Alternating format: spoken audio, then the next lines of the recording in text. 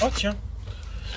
Alors, Germaine Ronchon, sa tendre épouse, François et Fabrice, Florence et Fabienne, ses enfants chéris, son frère Yvan Blandin, dit Papa Guinito, ont élevé à la mémoire de leur mari, père et frère, ce monument de leur regret. Sigi Jean-René Blandin, garagiste de son vivant, qui au sortir d'une enfance heureuse, quitta son bourg pour suivre les drapeaux tricolores dans les chemins embourbés de l'Est de notre patrie. Son apprentissage dans le métier des armes ne fut que victoire, et son avancement au rang de lieutenant fut juste triomphe. Il soumit l'ennemi au chemin des dames, ce farouche ennemi qui voulait envahir notre beau pays.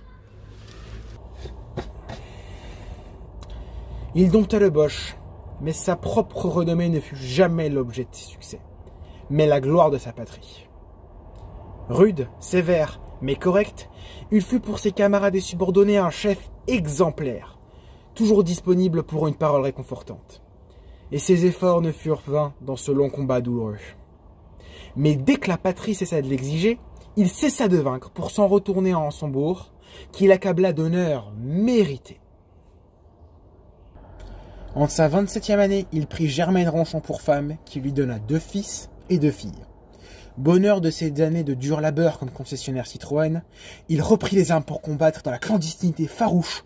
L'oppresseur insatiable sous le nom de capitaine Jean fut par 2 fois blessé mais jamais terrassé.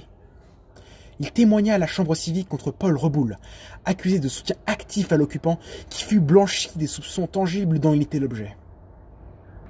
Ce fut en la 56e année de son âge, en l'an 1953, le 4 juillet, que la 2 chevaux d'Auguste Richet, dont il vérifiait les freins sur la route de Landon, s'engouffra sous un semi-remorque à 5 heures du soir et qu'après 2 jours de douce agonie, il s'éteignit dans l'affliction de sa famille. Voilà l'épitaphe qu'elle aurait dû me faire graver, la salope. En ce mois de mars, s'éteignait subitement Madame Yvonne Griot, née Largui. Originaire des Alpes, elle arriva dans notre bourg en juillet 1942 au milieu de terribles épreuves.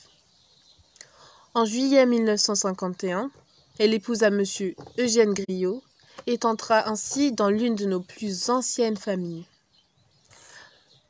Elle élevait ses 2 enfants avec un courage et une attention remarquables depuis la mort de son mari, tombé en Algérie en juin 1958 et décoré de la médaille militaire.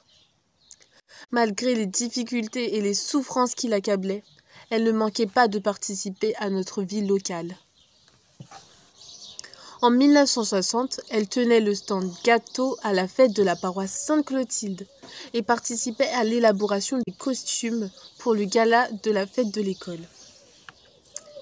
Mélomane, elle organisa en hiver des concerts de piano auxquels sa fille Odile excellait, qui a malheureusement succombé à un terrible accident routier. C'était une personne d'une grande finesse, emplie d'intériorité, de valeurs humaines et spirituelles, toujours souriante, traversant avec dignité une vie de douleur. Voilà l'image qu'ils garderont de moi. Odile Griot, née Largui, 1932 à 1974. Je sais bien que cela ne se fait plus guère, que ces pratiques paraissent surannées. Mais tout de même, je tiens à dire que j'ai été très touché par les nombreuses marques de sympathie que m'ont témoigné toutes les personnes qui, par leur présence et leur message, se sont associées à mon deuil.